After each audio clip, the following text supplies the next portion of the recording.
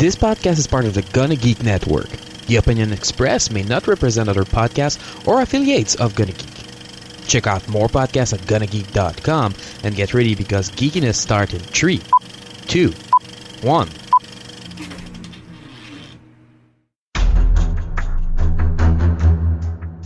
You have been granted clearance level 10. Stand by for S.H.I.E.L.D. debriefing.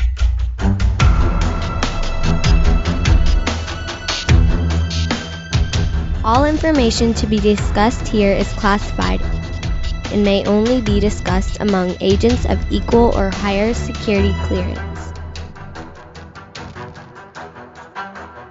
Now it's time for your scheduled debriefing. I'm Agent Stargate Pioneer. I'm Agent Haley. And I am Agent Will, or Rum Daddy at times.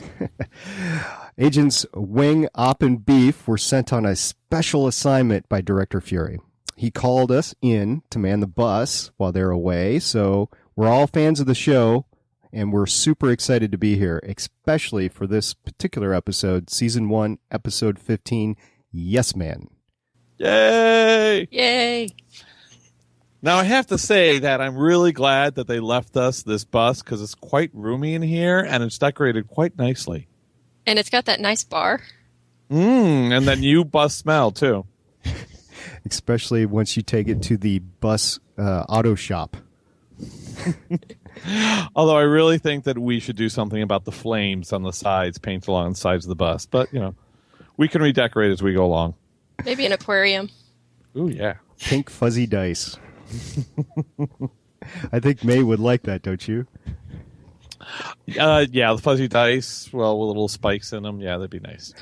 Well, I have to tell the listeners, if you haven't heard me on the Starling Tribune, I actually have relatively little comic book background, but I do have a extensive background in all the DC and Marvel movies. In this case, the only thing that's applicable is the Marvel. And so that's where I'm coming from. And Will, you said you have a little history in the comic book realm, right? Little bit. All the way like through high school, I was doing a lot of Spider-Man, Fantastic Four, and stuff like that. And then haven't been really too much into the comic book of superhero material in a while. But the movies and the TV shows have really caught my attention in both DC and Marvel. And Haley? Not so much comic books when I was a kid, but I watched all of the cartoons that were on in the 90s. I've watched most of them that have come through. I've seen most of the movies as well. All of the ones put out by Marvel Studios. I'm so jealous because the cartoons that I watched were like the Justice League back in the late 70s, early 80s. Oh, I remember those. Yeah, nothing compared to what the Batman or Superman comics were in the 90s and the 2000s. So I'm so jealous, Haley. Meanwhile, at the Justice League. Well, and then a couple years ago, I stumbled across a site that had all of Marvel continuity put into a reading order, starting in 1961 with Fantastic Four #1. So I've been working on that, and I'm almost done with the 60s. Oh, you got to shove that my way because I've been wondering where to start. At the beginning. That's me, the big at the beginning guy. Like somebody will ask me, well, where should you start at Doctor Who? 1963. That would be great. That's the hard way to do it. Yeah. Yeah, I'm all about the hard way. Phrasing. Anyway. Exactly. Have you been watching Archer, by the way? Yes. No. Yes. Where did phrasing go? Come on, guys. We need phrasing back. Anyway, talking about phrasing, we had a pair of wonderful ladies on this episode, didn't we? Oh, they're fantastic. I had no idea who Lorelei was or who she was supposed to be or whatever, but man, she makes a delicious villain, doesn't she? Oh, she's fantastic. I just thought of her as Hathor from SG-1. Oh. Nice connection. Way to go. Girl. Way to pull it out. Somebody's been doing their homework. Really? When I saw her on, I'm like, oh, man, who is she? Am I missing something? Was I supposed to read a comic book that told me who she was? But Elena... She's the sister of the Enchantress. Oh. Yeah, and then Haldor and Thor were mentioned. She apparently got in their way at some point in time, or at least Haldor. Now, who is Haldor? Did you do any research into that? I did a quick Google right before we started, and I couldn't even get like anything related to Marvel to pop up. So I'm not sure if he's a character that they've had that was really minor, or if he was just a name they made up for the episode. Could he have been one of the other warriors in the last Thor movie? I got the sense that he's been gone longer than that. That this was something she did a long time ago, and Sif is holding a grudge. Yeah, like 600 years ago. Oh, okay. Well, I wasn't around that far, so. I mean, I'm old, but I'm not that old. If you were Asgardian, you might be. I might be. I have to admit that this was a very Thor-centric. There were a lot of ties into the last Thor movie, a lot of references back to that. And I did watch the last Thor movie. I really had wanted to see it, and just, life gets in the way like everything. You can't get to see everything you want. And I finally got to see it, but to my big bad, I saw it on a plane, on a little screen TV. So when Lady Sif came out, I'm like, is that the chick from, I think it is. So. Oh, Lady Sif is awesome. She's been in both movies, I believe. And she just, Jamie Alexander. She's my favorite person in this whole Agents of S.H.I.E.L.D. so far. Bigger than Bill Paxton, bigger than any of the team on the bus. She has been the biggest star to come into this series so far, in my opinion. And her fake British accent is not that bad. I love when Skye does an accent. Yeah, that was brilliant. Yeah, that was cool. Let's see, but Lorelai, I mean, hey, let's all admit it, even alien chicks are drawn to an 87 Softail. Right? Yeah.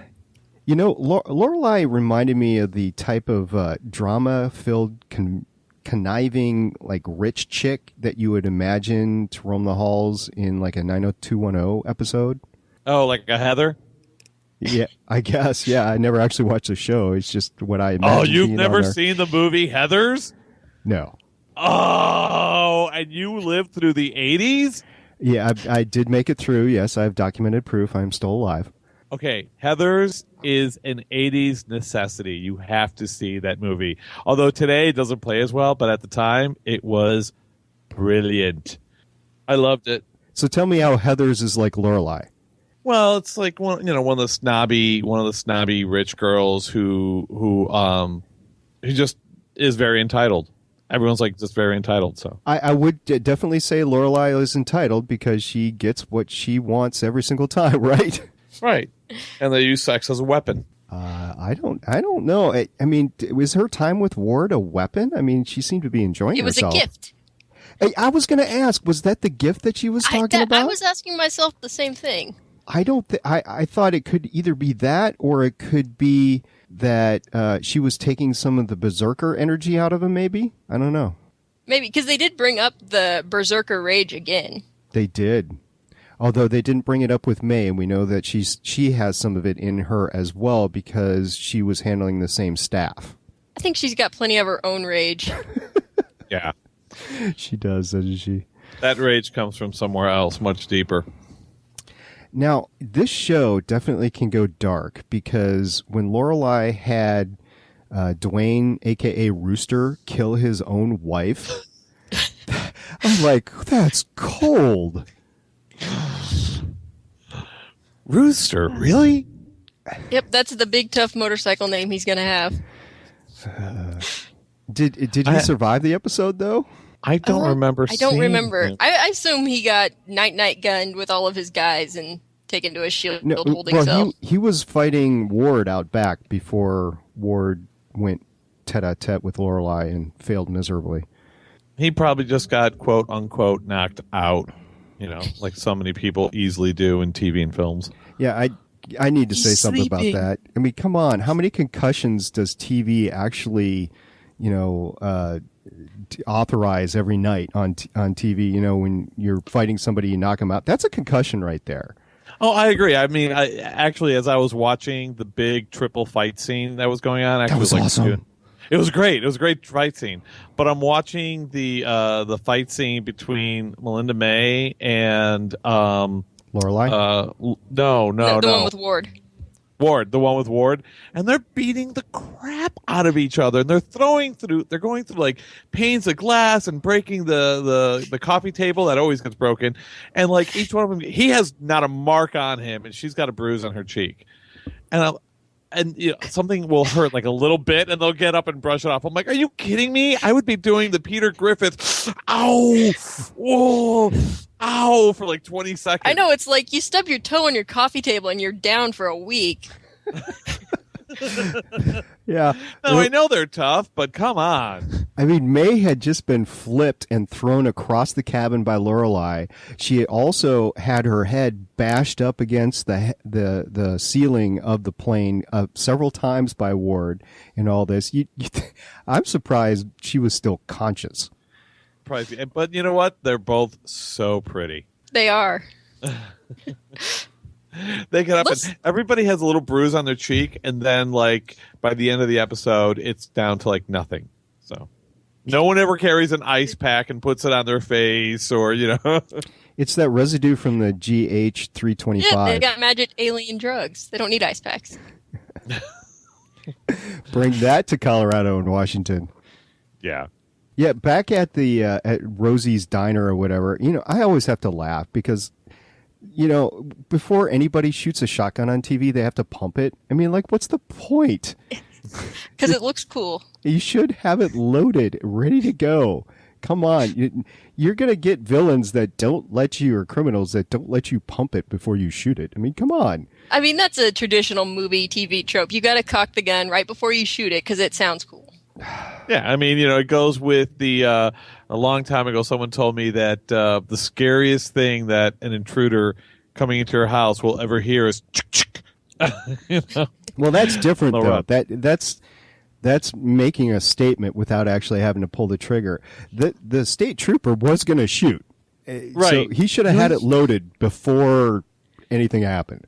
Okay, no, here's the other thing. Here's the other problem I know I'm being nitpicky, but Lady Sif is standing inside the counter, and somebody comes in the door, and with a shotgun at point blank range, they shoot her, and she deflects it with her Wonder Woman cuff, and I think that what came out of the shotgun was one bullet, and I'm like, shotguns don't shoot bullets. No, it was pellets. That's what I think, if I'm remembering correctly. That is what destroyed the little collar that they had to put on Lorelai. Yeah, but pellets, it's like a spray of pellets, and she deflected it with one little like wristband thing. I thought it looked like it hit her like in the side where her armor was and stuff too. Where the collar was. Yeah, and it hit the collar. Yeah. Okay, I'm just going to set the record straight from here on out. I'm old. I drink. I forget things. So that's what I'm going by. So I stand corrected. I'm wrong a lot. Well, I actually had to watch that scene over and over and over because I was wondering what the heck happened. So no, you're not old. That's actually what I saw in the first watch through. So I'll give you that. All right. 1 point for Will. But we'll keep the old and drinking in for later. Okay. Man, Lorelai, she calls May the beautiful warrior with a heart of ice. Oh, to her face. Score burn. If you're May and you're listening to Lorelai say that, what are you thinking? May would be like, I hold the reign on that one. What I love about the way Whedon says... By the way, who wrote this episode? Oh, I don't know.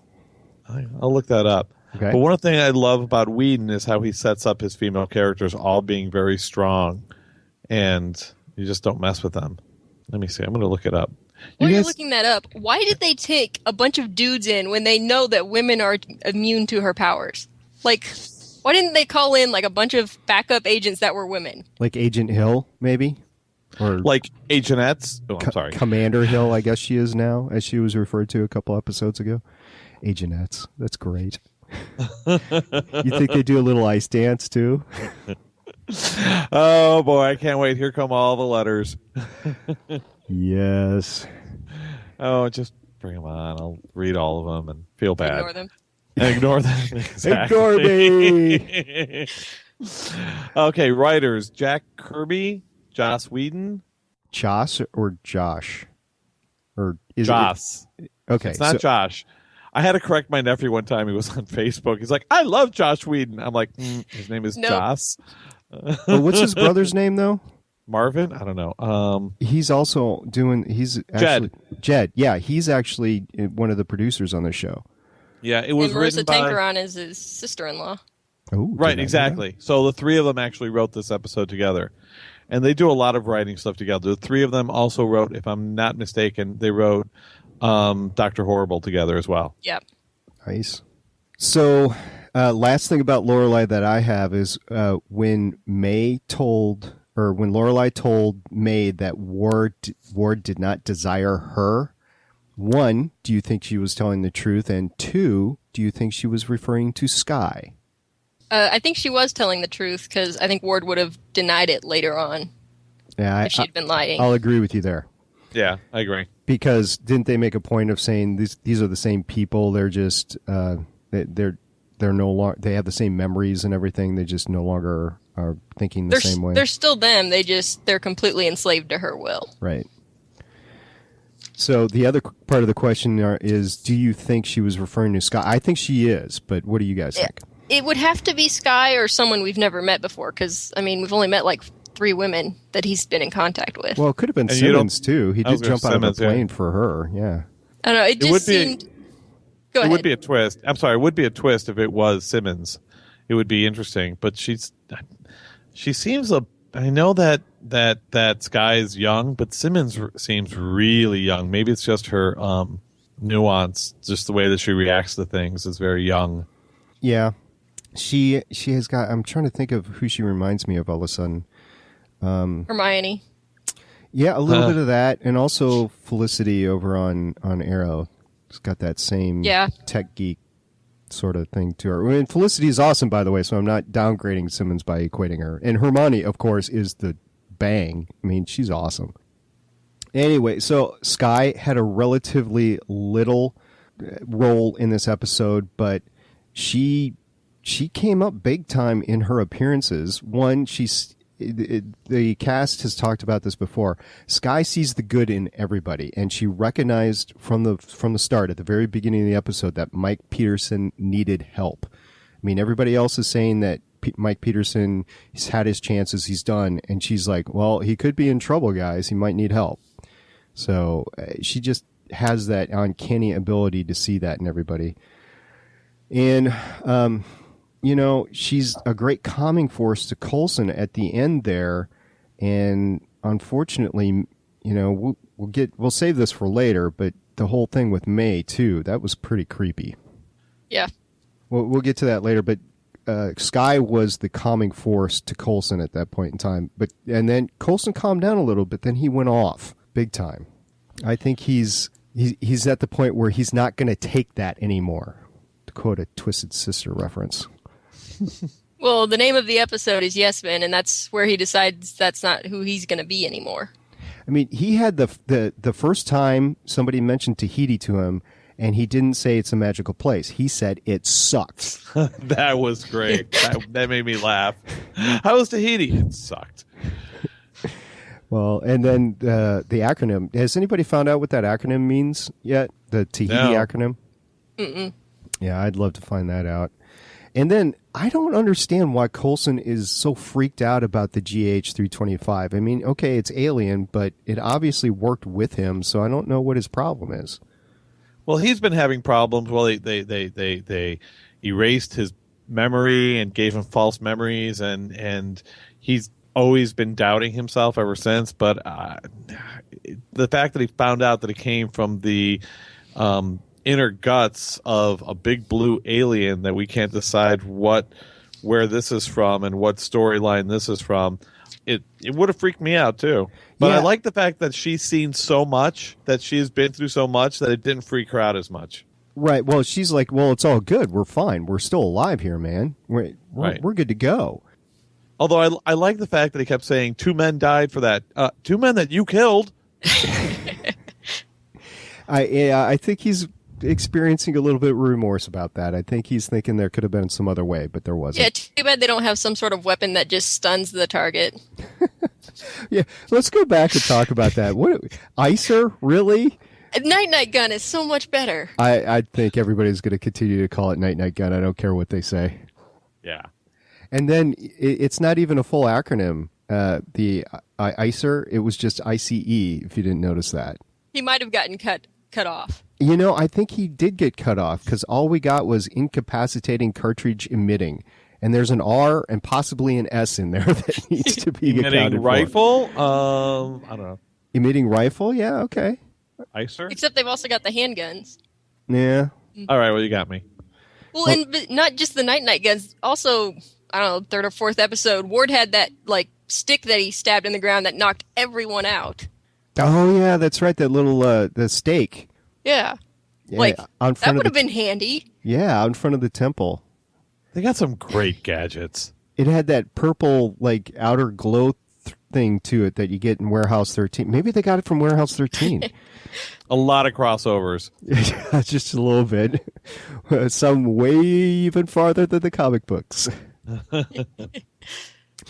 Okay, so Fury is not available for the second episode to talk to Coulson, and Coulson is searching him out. He's using all his contacts to try to get to Fury, and he's getting stonewalled left, right, and backwards. Do you think Fury is avoiding Coulson, or do you think he legitimately is underground or doing something in preparation for this whole Winter Soldier movie that's coming out? Here's what I think, and this might be really spoilerific, so if you don't want to hear it, pause for a second. But have you guys seen the trailer for Winter Soldier? I'm sure you have. Okay. And there was a trailer that was released, and I haven't seen it since it was shortly released, that gave away a really big spoiler. There's a couple of big spoilers. Yeah, I'm not... Don't tell me what it is. I can guess, but there's two big spoilers that I know of. Yeah, and I'm thinking that this takes place during the same time as Winter Soldier. I'm thinking that these episodes maybe they timed it wrong and they were supposed to be released around the time of Winter Soldier, or Winter Soldier was pushed back a little bit further. But I'm thinking that he is within the Winter Soldier timeline, and that's where they are too, and that's why they can't get a hold of him. It could be something to do with the whole GH325 too. So we have to leave the options open, but that is exactly where I'm going. It's Fury's disappearance off the radar has something to do with Winter Soldier. What do you think, Haley? Well, there's a cartoon that was out a few years ago, Avengers: Earth's Mightiest Heroes. And in that series, Fury disappeared for a while, and it had to do with the Skrull invasion. So that might be just way out in left field, but I have no idea what the Skrulls are, nor do I know what the Intradites, Levians, Farragots, Kree, Sarks, or Centaurians, or Frost Giants for that matter. Those all sound like Doctor Who aliens. Doctor Who enemies. Yeah. They do, don't they? Once again, Skrulls are some of the earliest aliens that were introduced by Marvel, and their big power is that they're shapeshifters. Oh. So they can take the form of anyone. And in the cartoon, they had infiltrated S.H.I.E.L.D. and several other government agencies, and even the Avengers. Wow. And Fury went off the grid trying to stop them. Wow. So, like, at the end here, May might be a Skrull. Yeah, that's what I was wondering. Or maybe she's answering directly to Fury. I think that was more likely. Because, I mean, this is a show for people like me that don't know a lot of the broader universe. I mean, we've seen some obscure villains like Gravitron, and then the Frost Kid, who nobody really knows who he is. So I don't think that we're talking anything that would be mainstream, but I could be wrong. I'm excited to find out more. I'm excited to do more research on this and find out more. Right. Coulson, I just love Phil, and he just has some of the great lines, whether, you know, he comes up with them or they were written to him or whatever. But he just point blank tells Sif, try not to punch a hole in my airplane. You got an Asgardian warrior right in front of him, and you're trying to tell him not to mess up your flying boat. Well, that one room seems to be pretty Asgardian proof. Yeah. Oh, and Sif hanging on the airplane after she gets airlocked. That's badass. Now, it was badass, and the look of it, of watching it, it was really done well. They did a really great CGI. Everything looked really real. And as I'm watching the show, one of the things that keeps crossing my mind as I watch the show is obviously this plane doesn't really exist. The interiors are all, soundstage interiors, and I could see how they do the back of the plane. But when they shoot the exterior of the plane, some of that stuff is really amazing and looks so real. I'm very impressed with the look of the show.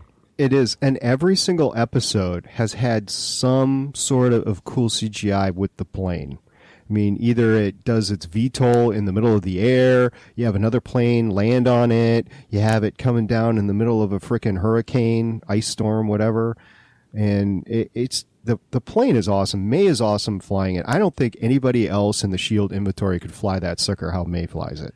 It makes it's kind of like a Firefly-esque at times, but she's pretty amazing. I love how I just love Ming-Na and how she handles the character, and how much you could read into her, and yet she's still stonewalling you at the same time. Yeah, man, she's awesome in this episode. I mean, she takes up that blade. It's like she could have been a good Klingon, the way she's throwing that double-bladed sword around. Although you could tell it was heavy, because when she handed it to her arm, she was like, oh!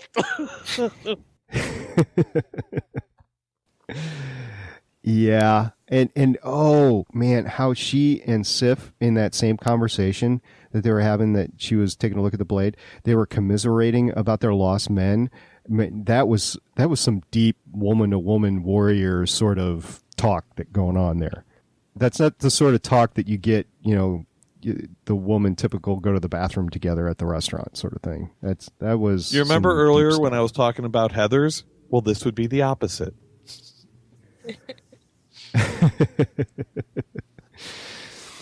Well, yeah, it was awesome at the end after May knew that Ward was himself. He deserved it. I would have done the same thing. He deserved it. Here's one just to drive it home. Boom. Loved it. Right. And then she tells Ward at the end, of course, you were more honest with Lorelai than you are with yourself. So yeah, I think from that statement, and he doesn't rebuff it at all, that I think he is indeed in love with somebody else, or is smitten with somebody else, or whatever. It's just a question of who that is. I think it's pretty obvious that's Guy, though. I think we could all agree on that. Yeah. Well, unless it's somebody we haven't seen, like the woman in the flower dress. I mean, we've seen her, but Raina is awesome. I was thinking about that before I watched the episode. I kind of miss Raina. I kind of miss the man who was, gosh, I can't remember his name, but the man who was in the jail. I kind of miss those guys. They were nice villains to have around. So we still don't know who the Clairvoyant is, right? No, we don't, and that's one of the things. Maybe May was talking to the Clairvoyant. I don't think. I think that I feel like they left it there to make you think it. Your own mind will put in more than what it is. I think she was just probably talking to one of the supervisors who was involved in Coulson's regeneration, or for lack of a better word, to bring him back to life. Somebody who was trying to keep everything undercover, and she was just hired as a watchdog to keep an eye on him. Yeah, maybe somebody like Commander Hill. Yeah. What do you think, Yeah, Haley? Along the same lines. Because I did rewatch most of the show in the last couple of days. And, going back, it's like, did he really convince her to join the team? Or was that just her playing hard to get so he wouldn't suspect her? And then, watching every little conversation they have where she's his confidant, she's his confidant, and you're wondering, is she being his friend, or is she pumping him for information? Well, I think at the end she was definitely pumping him for information, because she said, well, if you don't talk to me, well, in you this need to talk episode, to Skye. definitely, but has it been that way the whole time, or is this a recent development, or what? Well, she said it was a report 93, so I don't think it's very recent. But who haven't we talked about? Ward. I don't know. Ward just gets on me from time to time. He's not very a deep character. He's a very capable character. but we I still have don't to know agree. a lot I about him. really don't like him. I think he's a very two-dimensional character. I see him as Whedon likes to kill off characters. I'm like, I could see him getting killed off and we can still move forward. I'm not that invested into him. Right. Well, going all the way back to the pilot, there were two things they mentioned when he was being recruited to join the team. That his family history was going to make him not get along well with others. I think they've answered that pretty much with his brother. But the other thing they said was that he was too fit, and that might be a reason that he shouldn't join a team. So is there some superpower or something in his past that we haven't seen yet? Are we going to get more of his backstory? Right. But, I mean, maybe we just have to wait for it. But he has been a very slow developing character. Yeah. We know he's got some berserker inside of him, so we know he's got that going on too. And I actually questioned that a few times. It's like, well, this is supposed to take decades to go away, and he's acting like he's normal and has been for quite some time, ever since they got Coulson back. So I think they need to play up the berserker role a little bit more with him. Let's see. You guys got anything else we didn't that we talk haven't about touched on yet? Fitz. I love Fitz. Poor Fitz. He's the Giles always of the knocked show. out. Oh, a Buffy Look reference. at you making all these connections to all these other characters in different shows. Yep. Well, it's like, they're supposed to be, when they're under her influence, they're still themselves. But him under her influence, he was just kind of dopey. Well, no, he had to fool the team as they came in because he was trying to trap Sif already from the moment they came in the plane. He's like, yes, I've got it done. Let me show it where it is, the whole collar thing. Then he had to dupe everybody into coming on the plane. So he had that going for him. But after that, yeah, he was definitely dopey. Although the one line he says, because yes, I am that good. And Sif says, well done, you are really quite clever. He shuts the door on her. Yeah, that was great. But then when Coulson's talking to him right after that, and he's like, yeah, isn't Lorelai the best? Yeah. Oh, yeah. Definitely she's something else, isn't she? I believe the conversation with. Yeah. We've gone a few episodes where we haven't had a lot of memorable quotes. And I remember when the series first started, there was just a ton of quotes that I could remember from each episode and whatever. This one, the quotes returned, and we talked about some of them already. But, Sky, as you mentioned before with the accent, the warden has extended house arrest. That was a pretty good one. When Sif says to Coulson that he is the son of Cole, that was a pretty good use of dialogue for an Asgardian. When Coulson mentions if Lorelai wants an army of wealthy, pliable men, I think she just hit the jackpot. That was such a dad joke. So to speak. Hit the jackpot there in Vegas. Yeah, right? that was. Yeah, that was. I could just see his face that it hurt him to say it. Is that obvious? Although, here's one between Coulson and May. I know you said that word and you wouldn't be a problem, but I also know you wouldn't tell me if it was. So he already knew that there was an issue there. And that's it. We've talked about all the rest. So where do you guys think it's going to go from here? It's such a hard.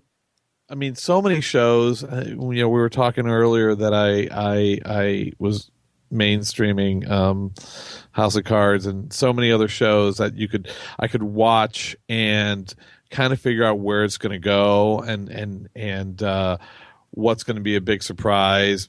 And the fun part about watching it is seeing how they get there.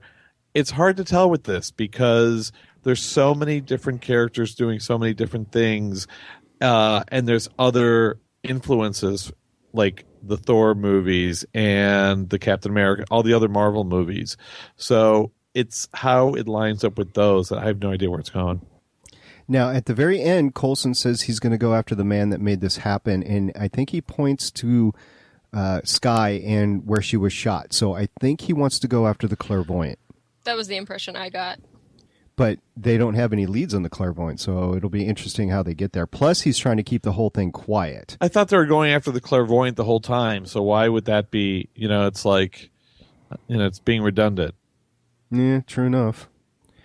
And there still is Agent Garrett out there that is supposedly going after, the Clairvoyant and his organization as well. So, but I think we're going to see Bill Paxton again in a couple of weeks. So that'll be good. I like Bill as he's Agent Garrett, right? Right. Yeah, I love that role. He saved that episode so much. Although at the end where Coulson is in the belly of the underground bunker with the T.A.H.I.T.I and the alien body, that was pretty cool too. So now, what is that alien body? Do we have any ideas where the list she gave us? It looks like injured in a crash is the best theory I've heard. Somebody that crashed on Earth at some point in our history. Maybe one of the Roswell Possibly. aliens? No, they're Greys. Everybody knows they're Greys. A couple of the races that Sif mentioned, the Kree, are big, and that would feed into a Ms. Marvel, Captain Marvel origin story. And then also the Centaurians, one of the characters in the Guardians of the Galaxy movie is a Centaurian named Yondu. Okay. Which I know nothing about other than that. But Sif was saying they've never been here, but that's just as far as Asgard knows. Asgard doesn't necessarily know everything. Yeah, that's what I was thinking, is that they were saying that the Frost Giants were actually there at one point in time, but they beat them out. Who knows? Maybe this guy was encased in ice or whatever, and they dug him out. Never know. I don't know. They're certainly pumping his bodily fluids out of him like that. So do you think that Ward's going to get together with his one true love? I hope, if he does, I just hope it doesn't turn super cheesy and annoying to watch. Yeah, I'm not sure they're going to try and do another pairing off this season. Just so close on the tails of... No, not this season. I hope not. Yeah, I mean, it'd be too close on the tails of Ward and May. And it becomes too much a show about, who's going to hook up next. Right. Well, I can't wait to see what the Winter Soldier does and what that does to the show, too, because I agree it's definitely got to be linked, especially since the movie is so S.H.I.E.L.D. heavy. So I would be surprised not to see somebody from the team at least referred to, if not out and out, actually in the movie. Oh, I think Coulson will make an appearance. You think? Oh, yeah. I mean, he made it a point to tell Sif that he didn't want any of the Avengers to know, or at least Thor, in her case, to know that he was still alive. And he pawned it off that he wanted to tell Thor himself, but still the intent is there. Yeah. Well, at this point, is Thor supposed to be on Earth? Oh, good question. Because he returned to Earth at the end of the movie. I don't know if he stayed, but he did come back. He did. Well, I think he still has to hunt down that giant dog creature thing that was at the very end of the movie, pouncing around. Puppy here. How would you like to see that in 101 Dalmatians? Match up. Cruella, take this. Okay. Well, are you guys all shielded out for the day? Yeah, no, we're doing great. I'm really excited for next week. I can't wait to see what happens next. I'm going to be doing a lot more research and homework so that I am all caught up. I'm mostly just backseat watcher. So yeah, I think we don't have a new episode until April. Yeah, next week they're doing that special Marvel Studios Assembling a Universe. So we will definitely be talking about that next week. Wait, we don't have another new show until April? April 1st, yes. A new episode, yes. A new episode, yes. But they're doing that other thing next week. It's a special on assembling the Marvel Universe. Oh, that'll be interesting. Yeah, that's what I was saying. See, I told you, I'm old. I drink. I forgot. I have a Swiss cheese brain. So he has Rumsheimer's. That's great, guys. Well, I hope you enjoyed us. Please visit the website at gonnageek.com and get all our contact information there. We'd love hearing from you. And that's all we have for this week. Thank you for listening, and join us next week as we talk some Marvel Studios Assembling a Universe. Bye-bye now. Goodbye. Bye.